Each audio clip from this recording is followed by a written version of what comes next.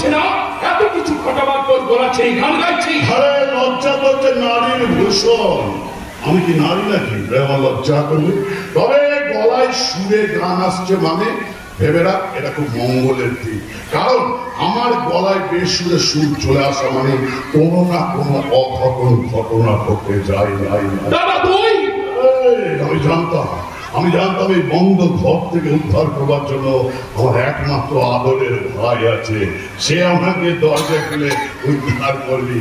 আর সেই জন্যই তো মনের সুখে আনন্দে গান গাইছিলাম। কিন্তু প্রেমাংশু আমার সঙ্গে এত বড় গদ্দারি করতো। প্রেমাংশুকে আমি অন্ধের মতো বিশ্বাস করতাম, প্রেমাংশুর উপরে সমস্ত ব্যবসা বাণিজ্যের দায়িত্ব দিয়েছিলাম।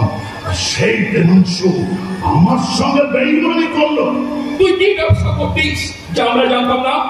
মেয়ে কেনা বেচার ব্যবসা, ওটাই হচ্ছে আমার মেন পেশা। তার মানে মেয়েদেরকে ফাঁদে ফেলে তাদেরকে আমি নোংরা পাড়ায় বিক্রি করে দিতাম। এই কাজটা প্রেমাংশু সুনিপুণ ভাবে সামলাত। জানিস ভাই, রক্ত দেখতে ভীষণ ভালো লাগে। এ ভাই তো মনে আছে আমাদের বাড়িতে অনেক আগে মনোজ কাকা বলে একটু রান্নার ঠাকুর ছিল। আমি তখন খুব ছোট, জানিস ভাই। একদিন শীতের দুপুরে আমি আর মনোজ কাকা দুজনে মিলে ঘুড়ি ওড়াতে উঠেছি।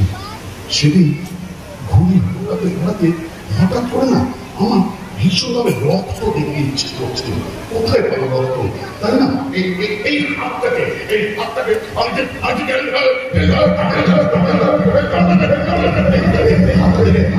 রক্ত চলতে লাগলো। রক্ত দেখতে দেখতে আমার অনেক রক্ত দেখা হচ্ছে। কোথায় পাবো রক্ত? ধরে তাকিয়ে দেখলাম মনোজ কাকা ছাদের এক করে দাঁড়িয়ে আকাশের দিকে মুখ করে এক মনে ঘুরে উড়ে যাচ্ছে। ঘরে ওই ছাদের মধ্যে পড়েছিল কিছু ইট, ওই তার মধ্যে থেকে একটা ইট নিয়ে মনোজ কাকার মাথায় পিছনে গিয়ে মনোজ কাকা সেই ধাক্কা সামলাতে না করে মুখ তুলে দিচ্ছে চাপালে, একদম মাথাটা ফেটে রক্তের আলে লাল। এই রক্ত দেখে আমার যে কি আনন্দ হয়েছিল সেটা থেকে আমি ভাষায় প্রকাশ করতে পারবো না রে বাবা। তোর ওই বিকৃত আনন্দ রক্তের জন্য একটা গরিব মানুষের জীবন তুই এইভাবে কেড়ে নিয়েছিস। কেঁদে কেঁদে সবাইকে বলেছিলাম মনোজ কাকা আমার জন্য ঘুড়ি ধরতে গিয়ে রান্না শিখেছিল, শেখাচ্ছিল সব অবশ্যই মাটিতে ঘুরে গিয়ে সবাই আমার কথা বিশ্বাস করে নিয়েছিল। আর সেই দিন থেকে শুরু হলো আমার মাথার মধ্যে অসহ্য একটা যন্ত্রণা, আমার রক্ত দেখা তীব্র নেশা জেগে উঠলো। প্রতিদিন সকালে সোজা শুনে যেতাম আমি ওই কালু কষায়ের দোকানে, তার দোকানের সামনে দাঁড়িয়ে থাকলাম। কালু কষায় যখন ওই ছাগল ভেড়া কাটার জন্য তার ওই চাকুটার মধ্যে সাম দিত, ওই সাম দেওয়ার সাথে আমার এই বুকটার মধ্যে হাতুড়ি পেটের শব্দ শুনে পেতাম। অসহ্য যন্ত্রণা, আর সেই অসহ্য যন্ত্রণার যন্ত্র কালু কষায় যখন ছাকুটাকে ছাগল বা ভেড়া খিনকি দিয়ে যখন রক্ত বেরোতো সেই রক্ত দেখে আমার যুগে শান্তি হতো। আমি তো তোকে ভুলে বোঝাতে পারবো না রে ভাই, আমি তোকে ভুলে বোঝাতে পারবো না রে। তোর কথাবার্তা শুনে যা মনে হচ্ছে তুই তো সম্পূর্ণ একটা মানসিক রোগী, তোকে তো ডাক্তারের কাছে নিয়ে যেতে হবে। ওকে ডাক্তারের কাছে নিয়েছেন, আমি অনেক ভেবেছিলাম তোকে বলবো, বাবাকে বলবো আমাকে ডাক্তারের কাছে নিয়ে যাওয়ার জন্য। আমি সাহস পাইনি। যদি তোরা আমাকে পাগল ভাবিস, যদি তোরা আমাকে ঘেন্না পাস, যদি তোরা আমাকে ভয় পাস, সেই কারণে না আমি আমার কষ্ট ভেতরের মধ্যে চেপে রাখতাম। বিশ্বাস কর আমি অনেকবার চেষ্টা করেছি তোদেরকে বলবার জন্য যে আমাকে ডাক্তারের কাছে নিয়ে চলো, আমাকে চিকিৎসা করো। ভাই আমি তো দাদা হয়ে তোর কাছে অনুরোধ করেছি, ভাই আমাকে ডাক্তারের কাছে নিয়ে চল রে ভাই। আমি হাত দেখতে পারতে পারে রক্ত দেখতে দেখতে আমার নিজের রক্ত বমি হয়ে যাবে রে ভাই। আমার রক্ত দেখতে এখন আর ভালো লাগে না রে। আমি বাঁচতে চাই ভাই, আমি তো হাত ধরে অনুরোধ করছি আমাকে বাঁচা না রে ভাই। বাঁচাবো, আমি তোকে বাঁচিয়ে তুলবো, তার আগে তুই কথা নেই খারাপ কাজ আর করবি না, তুই মানুষের মতো মানুষ হবি। আমি তোকে কথা দিলাম ভাই, আমি মানুষ হয়ে চলবো, মানুষের মতন আচরণ করবো, মানুষের মতন চলবো। জানিস ভাই আমার সমস্ত কুকর্ম আমার পিসি জেনে গেছিল বলে পিসিকে আমি বিষাক্ত ইঞ্জেকশন দিয়ে পাগল করে দিয়েছিলাম। আমি সে পাপে প্রায়শ্চিত্ত করতে চাই রে ভাই, আমি সে পাপে তুই এতটা জঘন্য থুতু দে আমার গায়ে, পায়ের জুতোটা খুলে আমার চোখের মধ্যে সবার সব চালিয়েছে। যদি আমার জ্ঞান পেরে সুমতি হয়, এ ভাই দাদাকে ঘেন্না কর না রে ভাই, দাদাকে ঘেন্না কর।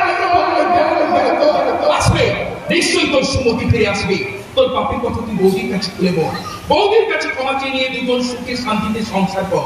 আর আমার বিশ্বাস বৌদি তোকে ঠিক ক্ষমা করে দেবে। লোকের কাছে যে ক্ষমা চাইবো, সে লক্ষ্মী তো নিখোঁজ। লক্ষ্মীর সন্ধান আমি পাবো কোথায়? সত্যি দাদা, তুই একেবারেই বোকা। বৌদি তোর চোখের সামনে ঘুরে বেড়াচ্ছে, কিন্তু তুই বৌদিকে চিনতেই পারলি না। বাবার কাছে জানতে পারলাম জ্যোতিষী বুড়িমা এবং আজকে মুসলমান ফকিরের ছদ্মবেশে এসে যে তোকে নাকানি চবানি খাইয়েছে, সে আর কেউ নয়, সে হলো আমাদের স্বয়ং বৌদি।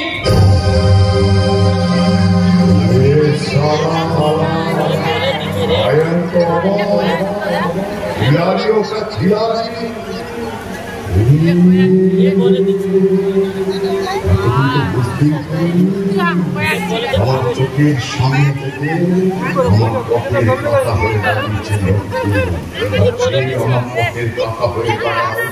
তাকে আমি কি করি? কি বলছিস বিড়বিড় করে? উপড়ে ফেলি। কি উপড়ে ফেলবি? যে আমার পথের কথা হয়ে দাঁড়ায় তাকে আমি উপড়ে ফেলি।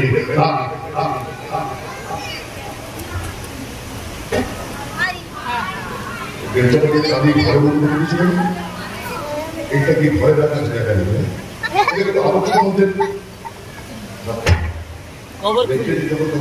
কাজে লাগা কি বলা? কি কাজে লাগাবি তুই?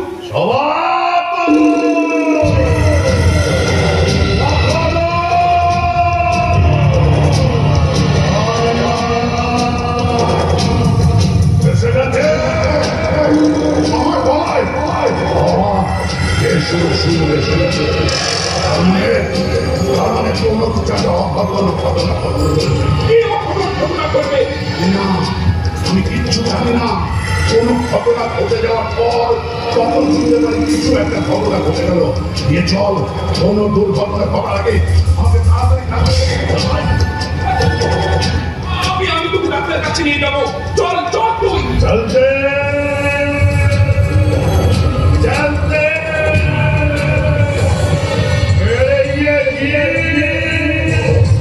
याद रखना होगी होगी होगा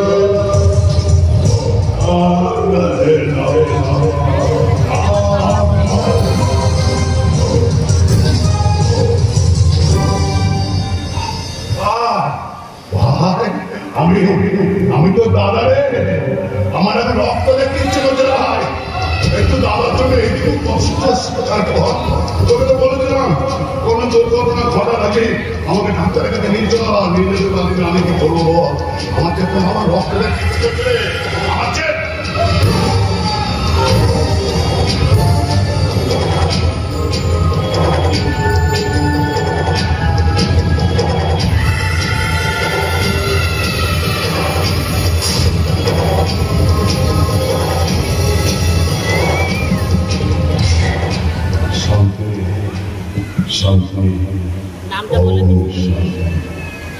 আমার ভাই ভাই শান্তিতে সর্বপ্রাপ্তি করতে পারে সর্বশক্তি ঈশ্বরের কাছে এই ওম শান্তি, ওম শান্তি, ওম শান্তি। তার মানে লক্ষ্মী আমার চলার পথে বাধা হয়ে দাঁড়াচ্ছে। প্রেমাংশের সঙ্গে হাতে হাত মিলিয়ে আমার পাঁচি হয়ে দাঁড়িয়েছে। পাঁচি ভাঙতে আমার বেশি সময় লাগবে না। কান টানলে মাথা এসে হাসি সবাই সবাই পাকারে মানুষ আছে। আমি বলি লক্ষ্মী রাহু কাছে স্বভাব